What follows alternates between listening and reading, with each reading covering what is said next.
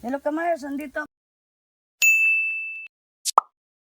ako ngayon. Nagluto ako ng manok nga buo po siya. Bali tinulang manok, Bisaya, at buo po ang aming pagluto nito. Ayan, buo ito siya. May lemongrass sa loob.